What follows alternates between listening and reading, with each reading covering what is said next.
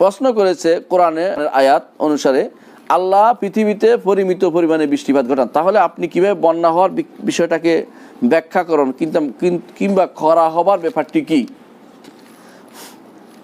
হ্যাঁ, নাস্তিকদের এই প্রশ্ন হতেই পারে, এটা করে থাকে তারা, যে খরার কিভাবে হয় যদি আল্লাহ পরিমিত অর্থ এই নয় যে সবাইকে তার সব দিয়ে দেয়, এটা নয়। আল্লাহ যেটাকে মনে করেন যে এই এলাকার জন্য প্রযোজ্য সেটা তিনি দিয়ে থাকেন।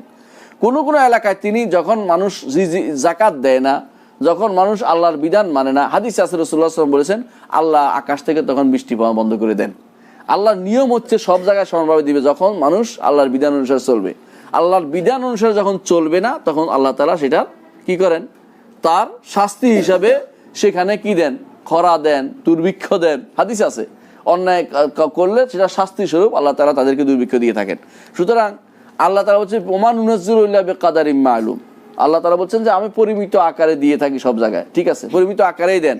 কোথাও কোথাও তিনি মানুষের শাস্তি স্বরূপ দেন, সেটাও বলেছেন কি, জহরাল ফাসাদু ফিল বাররি ওয়াল বাহরি বিমা কাসাবাত আইদিন নাস, জমিন সমুদ্র এবং ডাঙ্গায় আল্লাহ ফাসাদ, ফিতনা ফাসাদ প্রচুর পরিমাণে প্রসার লাভ করেছে। কেন? মানুষ এগুলি নিজে কামাই করে নিয়েছে।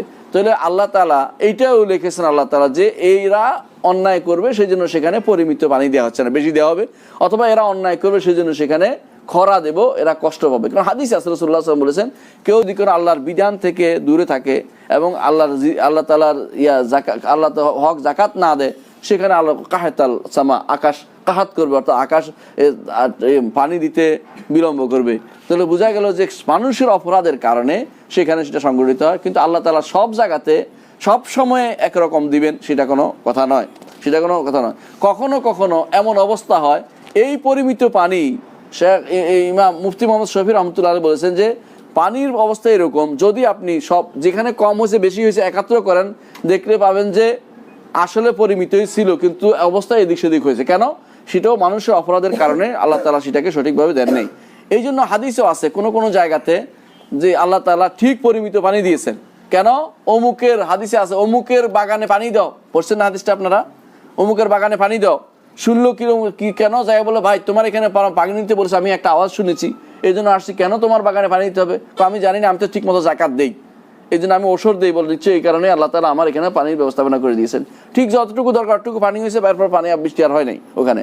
তাহলে বোঝা গেল কোথাও অনাবৃষ্টি খরা এর কারণ হচ্ছে মানুষের হাতের কামাই করা, এবং এইটা আল্লাহ তাআলার সেই বিধানকে লঙ্ঘন করে না, আল্লাহ ঠিকই দেন কিন্তু সেটাকে যথাযথ মানুষের অপরাধের কারণে আল্লাহ তাআলা সেটাকে পরিবর্তন করে দেন এবং শাস্তি হিসাবে দিয়ে দেন। নেয়ামতকে নেকমতে পরিণত করে দেন, নেয়ামতকে নেকমতে পরিণত করে দেন। বুঝতে পারছেন জিনিস? নেকমত হলো সাজাতে পরিণত করে দেন। আমার মনে হয় আলহামদুলিল্লাহ আমরা প্রশ্নগুলো উত্তর জেনেছি।